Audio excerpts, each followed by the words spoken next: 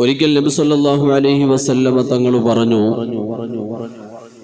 അഖ്വഫു മാ അഖാഫു അലൈക്കും അശ്ശിർക്കൽ അസ്ഗർ. മുത്തുനബി തങ്ങൾ സ്വഹാബത്തിനോട് ചോദിച്ചു, സ്വഹാബത്തെ, നിങ്ങളിൽ ഞാൻ ഏറ്റവും കൂടുതൽ ഭയപ്പെടുന്നത്, ഞാൻ ഏറ്റവും കൂടുതൽ പേടിക്കുന്നത് അശ്ശിർക്കൽ അസ്ഗർ, ചെറിയ ശിർക്കിനെയാണ്.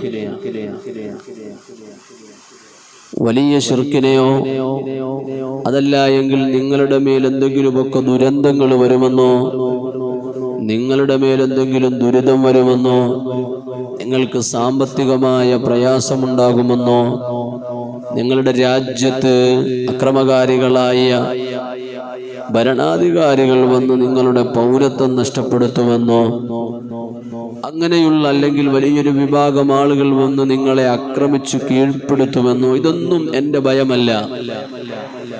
ഞാൻ ഏറ്റവും കൂടുതൽ നിങ്ങളുടെ മേൽ ഭയപ്പെടുന്നത്, മുത്തുനബി തങ്ങൾ പറഞ്ഞു, അശ്ശിർക്കൽ അസ്ഗർ, ചെറിയ ശിർക്കിനെയാണ്. ശിർക്ക് എന്ന് പറഞ്ഞാൽ വലിയ ഗൗരവമുള്ള, അള്ളാഹു പൊറുക്കാത്തത്ര വലിയ ഗൗരവമുള്ള ഒരു തെറ്റാണ്. ആരാധനയിൽ അള്ളാഹു അല്ലാത്ത മറ്റൊരാളെ പങ്കു ചേർക്കുക, അതാണ് ശിർക്ക്. അള്ളാഹു അല്ലാത്ത മറ്റൊരാൾക്ക് വേണ്ടിയിട്ട് നിസ്കരിക്കുക, അല്ലാത്ത മറ്റൊരാളുടെ മുന്നിൽ സുജൂദ് ചെയ്യുക, അള്ളാഹു അല്ലാത്ത മറ്റൊരാൾക്ക് വേണ്ടിയിട്ട് ആരാധനാ കർമ്മങ്ങൾ അർപ്പിക്കുക, ദൈവത്തിന് ചെയ്യുന്നത് പോലെ, ഇലാഹിന് ചെയ്യുന്നത് പോലെ അള്ളാഹുവാണ് സൃഷ്ടാവാണ് എന്ന വിശ്വാസത്തോടു കൂടെ അല്ലാത്ത മറ്റൊരാൾക്ക് ആരാധനയെ അർപ്പിക്കുന്നതിനാണ് ശിർക്ക് എന്ന് പറയുക. ഇവിടെ നാം മനസ്സിലാക്കേണ്ടുന്നൊരു കാര്യം കൂടിയുണ്ട്. ഇവിടെ ചില ആളുകൾ മുസ്ലിം സമുദായത്തിനെ തെറ്റിദ്ധരിപ്പിക്കാറുണ്ട് ശിർക്ക് പറഞ്ഞിട്ട്. ഇവിടെയുള്ള സുന്നികളായ മുസ്ലിമീങ്ങൾ 17-ാം രാവ് വരുമ്പോൾ ബദരീങ്ങളുടെ ആണ്ട് നടത്തും, ബദർ മൗലിദ് ഓതും. എന്തെങ്കിലുമൊക്കെ പ്രയാസങ്ങൾ വരുമ്പോഴേക്ക് പണ്ട് മുതലേ സഹോദരിമാരും ഉമ്മമാരും ഒക്കെ എൻ്റെ ബദരീങ്ങളെ എന്നൊരു വിളിക്കും. മഹാനായ മുഹീദ്ദീൻ ശൈഖ് റളിയല്ലാഹു അൻഹുവിന്റെ പേരിൽ നേർച്ചകളും ആണ്ടുകളും റാത്തീബുകളും മൗലിദുകളും ഒക്കെ നടത്തും. എൻ്റെ മുഹീദ്ദീൻ ശൈഖെ രക്ഷിക്കണേ എന്ന് വിളിക്കലുണ്ട്. അങ്ങനെ പല ഔലിയാക്കളെയും വിളിക്കലുണ്ട്. നബി സല്ലല്ലാഹു അലൈഹി വസല്ലമ തങ്ങൾ വിളിക്കലുണ്ട്. അപ്പൊ ഈ വിളിയൊക്കെയും ആരാധനയാണ്. അതുകൊണ്ട് ഇവിടെയുള്ള സുന്നികളൊക്കെ ശിർക്ക് ചെയ്യുന്നവരാണ് എന്നാണ് ഇവിടെയുള്ള ബിദ്അത്തിന്റെ കക്ഷികൾ, വഹാബികൾ, മുജാഹിദ്, തബ്ലീഗ് പോലെയുള്ള ആളുകൾ സുന്നികളുടെ മേൽ പറയുന്നത് അവർ മുശ്രിക്കീങ്ങളാണ്, നമ്മൾ മുശ്രിക്കീങ്ങളാണ് എന്നാണ് തെറ്റിദ്ധരിപ്പിക്കുകയാണ്.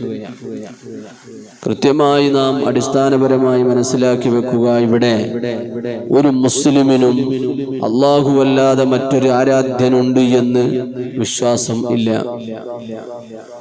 മഹാന്മാരായ ബദരീങ്ങളെ വിളിച്ചിട്ട് ബദരീങ്ങളെ രക്ഷിക്കണേ എന്ന് പറയുമ്പോൾ, അല്ലെങ്കിൽ ബദരീങ്ങളുടെ ആണ്ട് നേർച്ച നടത്തുമ്പോൾ, അവരുടെ പേരിൽ നോമ്പുതുറ നടത്തുമ്പോൾ, മുഹീദ്ദീൻ ശൈഖ് റളിയല്ലാഹു അൻഹുവിന്റെ ആണ്ട് നേർച്ച നടത്തുമ്പോൾ അവരുടെ പേരിൽ ആടിനെ നേർച്ചയാക്കി അറുക്കുമ്പോൾ, ഇതൊക്കെ ചെയ്യുമ്പോൾ ഇവിടെയുള്ള സുന്നികളായ ഞാനും നിങ്ങളും അടങ്ങുന്ന നമ്മുടെ വിശ്വാസം എന്ന് പറയുന്നത് മുഹീദ്ദീൻ ശൈഖ് തങ്ങളോ അസ്ഹാബുൽ ബദരീങ്ങളോ ഇഫാഇ ശൈഖ് തങ്ങളോ അല്ലെങ്കിൽ നബി സല്ലല്ലാഹു അലൈഹി വസല്ലമ തങ്ങളോ ഇവരാരും ദൈവങ്ങളല്ല, അല്ലാഹുവിന് തുല്യരല്ല.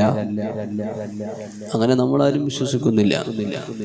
പിന്നെയോ അവരൊക്കെയും നമ്മളെപ്പോലെ തന്നെ അല്ലാഹുവിന്റെ സൃഷ്ടികളും അടിമകളുമാണ്. പക്ഷെ നമുക്കില്ലാത്തൊരു പ്രത്യേകത അവർക്കുണ്ട്, അവർ അല്ലാഹുവിന്റെ ഔലിയാക്കളും അമ്പിയാക്കളും ആണ് എന്നത്. നമ്മളാരും അമ്പിയാക്കളും ഔലിയാക്കളുമല്ല.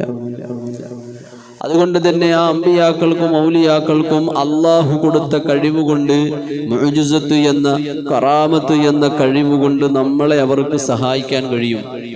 നബി സല്ലല്ലാഹു അലൈഹി വസല്ലമ തങ്ങൾ എത്രയോ മുഅ്ജിസത്തുകൾ കാണിച്ചു, എത്രയോ ആളുകളെ സഹായിച്ചു, ധാരാളം നമുക്ക് പറയാനുണ്ട്. മുഹീദ്ദീൻ ശൈഖ് റളിയല്ലാഹു അൻഹു എത്രയോ കറാമത്തുകൾ കാണിച്ചു, എത്രയോ ആളുകളെ പല രൂപത്തിൽ സഹായിച്ചു. ബദരീങ്ങളെ വിളിച്ച് നേർച്ചയാക്കി ഓരോന്ന് ചെയ്യുമ്പോൾ എത്രയോ ആളുകളുടെ എന്തൊക്കെ കാര്യങ്ങൾ നടപ്പിലാകുന്നുണ്ട്. അവർ അത്രയും വലിയ മഹത്വത്തിന്റെ ഉടമകളാണ് എന്ന് പരിശുദ്ധമായ ഖുർആൻ തന്നെ പഠിപ്പിച്ചു.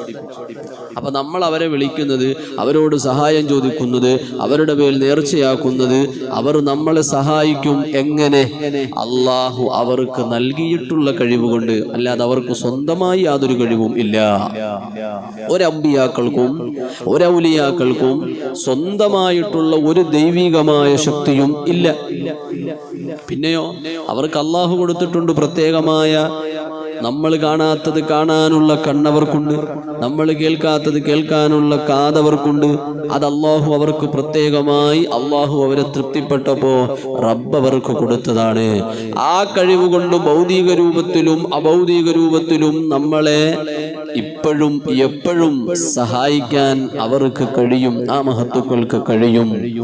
എന്നതുകൊണ്ടാണ് നമ്മൾ വിളിക്കുന്നത്.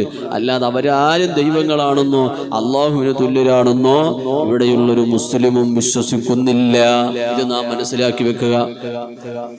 അപ്പൊ അതുകൊണ്ട് ശിർക്ക് എന്ന് പറഞ്ഞാൽ അള്ളാഹുവിനോട് ആരാധനയുടെ വിഷയത്തിൽ മറ്റൊരാളെ പങ്കുചേർക്കലാണ്. ആ വിഷയം നബി സല്ലല്ലാഹു അലൈഹി വസല്ലമ തങ്ങൾ പറഞ്ഞു, അതാണ് വലിയ ശിർക്ക്. പക്ഷെ നിങ്ങളിൽ ഞാൻ ഭയപ്പെടുന്നത് ചെറിയ ശിർക്കാണ്. അപ്പൊ സ്വഹാബത്ത് ചോദിച്ചു, യാ റസൂലല്ലാഹ്, എന്താണ് നബിയെ ചെറിയ ശിർക്ക്? അല്ല നബി, എന്താ ഇപ്പൊ ചെറിയ ശിർക്ക്? വലിയ ശിർക്ക് എന്താന്ന് ഞങ്ങൾക്കറിയാം. എന്താണ് ഈ ചെറിയ ശിർക്ക്? മുത്തുനബി സല്ലല്ലാഹു അലൈഹി വസല്ലമ തങ്ങൾ പറഞ്ഞു, അർരിയാ,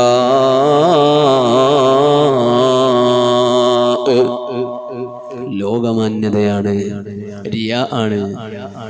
മറ്റുള്ളവരെ കാണിക്കാനും കാണാനും വേണ്ടിയിട്ട് ചെയ്യുന്ന ഇബാദത്തുകൾ, അതിനാണ് റിയാ എന്ന് പറയാം. അത് ആരാധനയിൽ അള്ളാഹുവിനോട് പങ്കുചേർക്കലാണ്.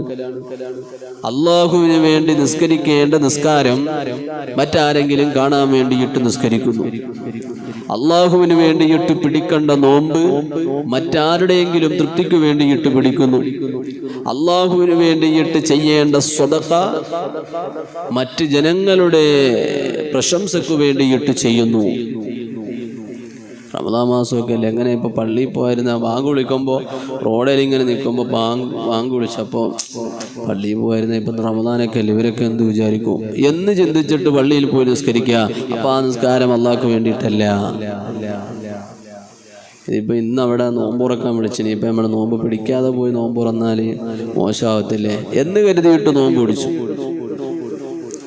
ഓഫീസിൽ പോകുമ്പോൾ അല്ലെങ്കിൽ സ്കൂളിൽ പോകുമ്പോൾ അവിടെ ഇന്ന് എല്ലാവർക്കും നോമ്പ, ഞാനവിടെ ചെല്ലുമ്പോൾ നോമ്പില്ല എന്ന് പറഞ്ഞാൽ നാണക്കേടാവും, എന്നാ പിന്നെ പിടിച്ചേക്കാം എന്ന് പറഞ്ഞു മനസ്സോടുകൂടി ആർക്കോ വേണ്ടി നോമ്പ് പിടിച്ചു. ആർക്കെങ്കിലും ഒക്കെ സ്വതക്കയൊക്കെ കൊടുക്കുന്ന ഇങ്ങനെ 10 പേര് നിൽക്കുമ്പോഴേ പോക്കറ്റിൽ നിന്ന് ഇങ്ങനെ 50 രൂപ അടുത്ത് കൊടുക്കും, അല്ലെ 100 രൂപ കൊടുക്കും. അപ്പോൾ ആളുകളൊക്കെ ഇങ്ങനെ പറയും, അവൻ ഭയങ്കര ദാനധർമ്മം ചെയ്യുന്നവനാണ്, ഭയങ്കര ദാനശീലനാണ്, നല്ലൊരു മനുഷ്യനാണ് എന്ന് ജനങ്ങളൊക്കെ ഇങ്ങനെ പറയണം. അതിനു വേണ്ടിയിട്ട് ചെയ്യുന്നതൊക്കെ ഇങ്ങനെ പരസ്യപ്പെടുത്താം. അപ്പൊ ഇങ്ങനെ ഏതൊരമലും മറ്റുള്ളവരെ കാണിക്കാനും മറ്റുള്ളവരുടെ മുന്നിൽ പ്രശംസ നേടാനും മറ്റുള്ളവരുടെ മുന്നിൽ അഭിമാനം നേടാനും ജനങ്ങളിനെ കുറിച്ച് ഇങ്ങനെ നല്ലത് പറയണം. അയാൾ നല്ലൊരു മനുഷ്യനാണ്, അയാൾ നല്ലൊരു നിസ്കാരക്കാരനാണ്, അയാൾ നല്ല നോമ്പ് പിടിക്കുന്ന ആളാണ്, അയാൾ നല്ല സ്വതക്ക ചെയ്യുന്ന ആളാണ്. ഇങ്ങനെ ജനങ്ങൾ നമ്മളെക്കുറിച്ച് പറയണം എന്ന് ആഗ്രഹിച്ചുകൊണ്ടോ അല്ലെങ്കിൽ മറ്റെന്തെങ്കിലും ദുനിയാവിൻ്റെ കാര്യം ലക്ഷ്യം വെച്ചുകൊണ്ടോ 10 ദിവസം നോമ്പ് പിടിച്ചാൽ എന്തെങ്കിലും സാധനം തരാമെന്ന് ആരെങ്കിലും പറഞ്ഞാൽ അതിനു വേണ്ടിയിട്ട് നോമ്പ് പിടിച്ചു. അപ്പൊ നോമ്പ് അല്ലാഹ്ക്കല്ല, ആ ഒരു സാധനം കിട്ടാൻ വേണ്ടിയിട്ടാണ്.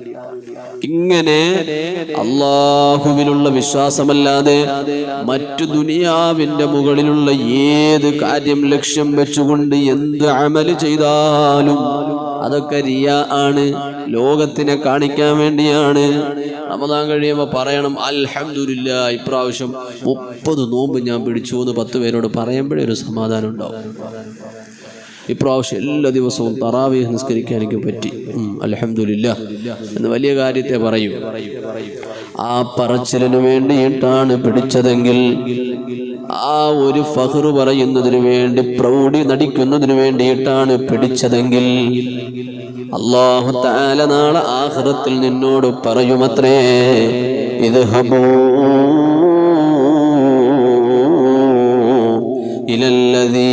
كنتم تراءون لهم في الدنيا هل تجدون عندهم خيرا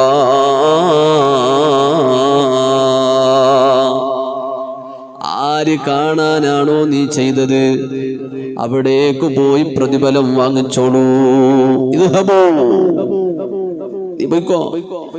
ആഖിറത്തിൽ റബ്ബിന്റെ മുന്നിൽ ചെന്ന് നാളെ ഇങ്ങനെ നന്മയും തിന്മയും ഒക്കെ പരിശോധിച്ചു നിൽക്കുമ്പോ നമ്മുടെ ലിസ്റ്റ് ഇങ്ങനെ നോക്കുമ്പോ അതിന്റെ അകത്ത് 2024 നോമ്പില്ല, 2024 നിസ്കരിച്ച നിസ്കാരം കാണുന്നില്ല, ആ വർഷത്തിൽ റമദാനിൽ കൊടുത്ത സ്വതക്കകൾ കാണുന്നില്ല. അപ്പൊ അള്ളാഹുവിനോട് ചോദിക്കും, പടച്ചോനെ ഇതിന്റെ ഒന്നും പ്രതിഫലം കാണുന്നില്ലല്ലോ, ഇതിനൊന്നും എനിക്ക് നന്മകൾ നീ രേഖപ്പെടുത്തിയിട്ടില്ലല്ലോ. അപ്പോഴാണ് അള്ളാഹു പറയുന്നത്, ഇത് പോയിക്കോ. നീ ആർക്ക് വേണ്ടിയിട്ടായിരുന്നു നീ അന്ന് നോമ്പ് പിടിച്ചത്? ആരെ കാണിക്കാൻ വേണ്ടിയിട്ടായിരുന്നു അന്ന് നീ നിസ്കരിച്ചത്? ഇന്ന കാര്യത്തിന് വേണ്ടിയിട്ടല്ലേ? അതുകൊണ്ട് നീ അവരുടെ അടുക്കൽ പോയി പ്രതിഫലം വാങ്ങിച്ചോളൂ. ആ ആളുകൾ കാണാൻ വേണ്ടിയിട്ടായിരുന്നു അന്ന് നീ നോമ്പ് പിടിച്ചത്. ഓഫീസിലുള്ള ആളുകളെ പേടിച്ചിട്ടല്ലെങ്കിൽ അവരുടെ മുന്നിൽ നാണക്കേടുണ്ടാകുമെന്ന് കരുതിയിട്ടായിരുന്നു നീ നോമ്പ് പിടിച്ചത്. അതുകൊണ്ട് അവരോട് പോയി പ്രതിഫലം വാങ്ങിച്ചോളൂ. എനിക്ക് വേണ്ടിയിട്ട് നോമ്പ് പിടിച്ചവർക്കാണ് ഞാൻ പ്രതിഫലം കൊടുക്കുക, അല്ലാതെ വല്ല കാര്യത്തിനും വേണ്ടി നോമ്പ് പിടിച്ചവർക്ക് ഞാൻ പ്രതിഫലം നൽകൂല എന്ന് അല്ലാഹു തആല ആഖിറത്തിൽ വെച്ച് വിളിച്ചു പറയുമെന്ന് മുഹമ്മദുർ റസൂലുള്ളാഹ് സ്വല്ലല്ലാഹു അലൈഹി വസല്ലമ തങ്ങൾ നമ്മളിൽ ഭയപ്പെട്ട ഏറ്റവും വലിയ വിഷയമതാണ്. അല്ലാഹു കാത്തുരക്ഷിക്കുമാറാവട്ടെ. അല്ലാഹു നമ്മളെ കാത്തുരക്ഷിക്കുമാറാവട്ടെ.